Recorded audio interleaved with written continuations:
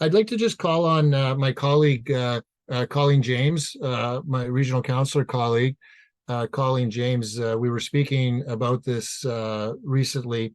And one of the things that was noted too in the chat was some comment about recent provincial or federal funding.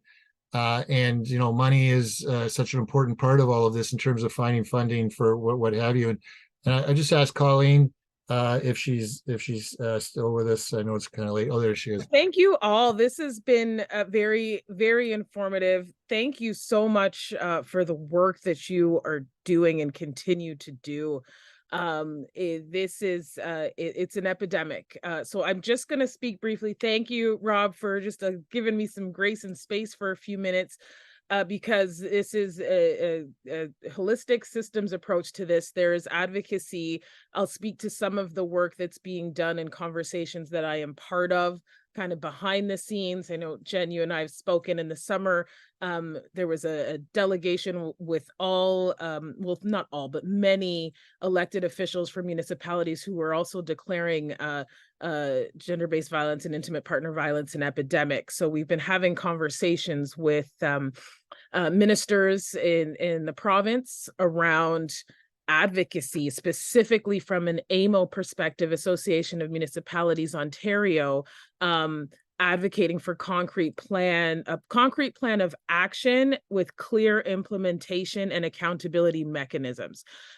Things move quickly. So that announcement yesterday, I think, was the joint between the feds and the province. The day before, I was part of a session with the Minister of the Solicitor General and the Attorney General, just advocating to address, not only to declare an epidemic, but also looking at that inquest from 2022 and the 85 actions there and what the province can do. One of the things that we're pushing for is around the reestablishment of a commission that was disbanded a few years ago.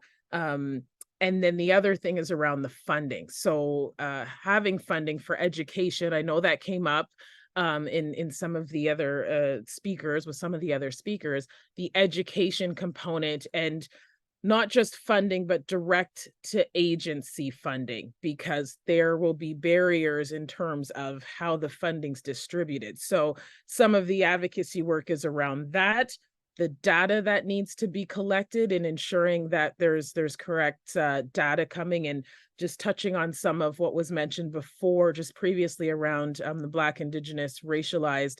Some of the information I was looking at didn't have any sort of disaggregated data, and the cultural nuance that's so important with this epidemic we're dealing with. So conversations continue with the province. I sit on a policing task force. We had a joint social justice policy task force meeting, just advocating. Jen, sometimes you get the random emails from me asking for information. So, I just wanted to say that there is advocacy happening for more accountability. And I know, David, you spoke about the education around the judges. So we've also recognized and been really pulling for the changes that need to happen in terms of just our justice system and how that is dealt with the Crown Attorney and all of that. So some work. Just wanted to provide a little bit of the other perspective to know, so that that there is advocacy happening.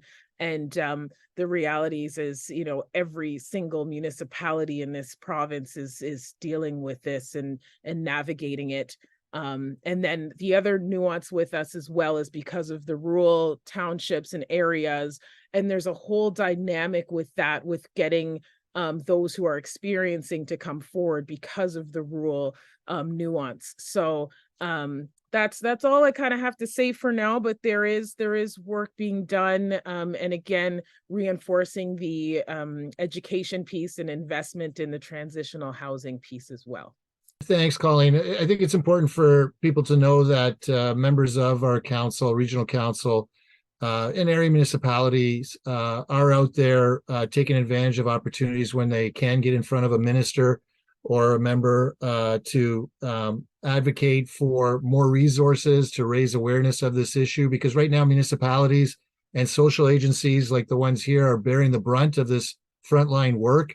And that's where we need that extra effort and support from the province on this. And hopefully they'll start to turn their attention to this. I'm just going to mention something. And then if anyone has any questions amongst the group here, anyone that's been watching, feel free to raise your hand. Happy to call on you and you can ask a question for the group. But I see Lynn has posted some information about the Pink Brain Pledge in the chat line there. So certainly that's, very interesting. And something that some people may want to take a look at. So much is in the area of brain injury, especially after Sidney Crosby and the injuries that he suffered, has just raised the whole overall awareness of concussion and the impact and the serious impact of concussion overall. Okay. Rob, can I just jump in quickly and tack on after your Sidney Crosby comment? Yeah, sure. Go ahead. So for every one NHL hockey player who will suffer a concussion on the ice playing the game that he loves, 4,500 women will be exposed to probable brain injury as a result of exposure to intimate partner violence. That's so one compared to 4,500. Massive. Yeah, that's massive. Yeah, huge. I mean, that's just mind-boggling, those sorts of numbers. Yeah, it really is. Yeah, thank you for that. I see Charlotte. Go ahead, Charlotte. You have your hand up and you've posted some interesting questions in the chat. Feel free. Hi. Hi. Well, thank you all very much. I'm a 20-year professional engineer for manufacturing, and kind of last decade been looking more into social issues. And as a database decision maker, it's almost like offensive, the level of research done to research the trend in going into the negative or negative deltas, so to speak. So the United Nations of Women states that the number one barrier to harassment culture, which I would say we're there, is safe reporting.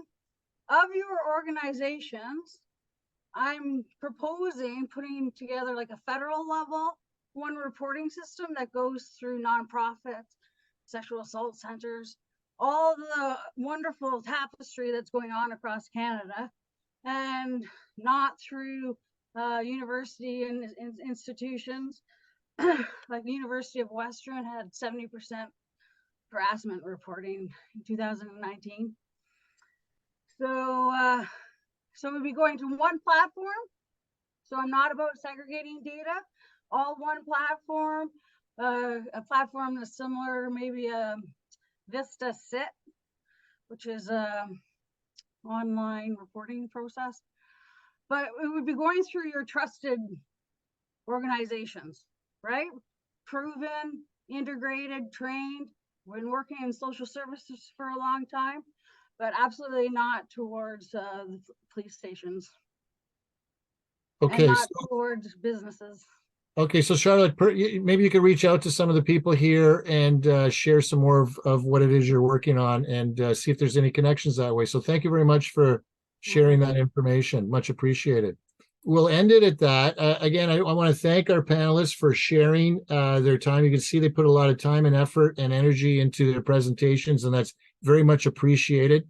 And I want to thank everyone that's been with us throughout this whole process. And, stay tuned. Reach out if you feel so moved to want to help some of the organizations you see here. While funding is always appreciated in any amount, your time and assistance and having actual people volunteer is also very important too, and we don't talk about that enough. So thank you very much, everyone, for being with us tonight, and take care and be safe.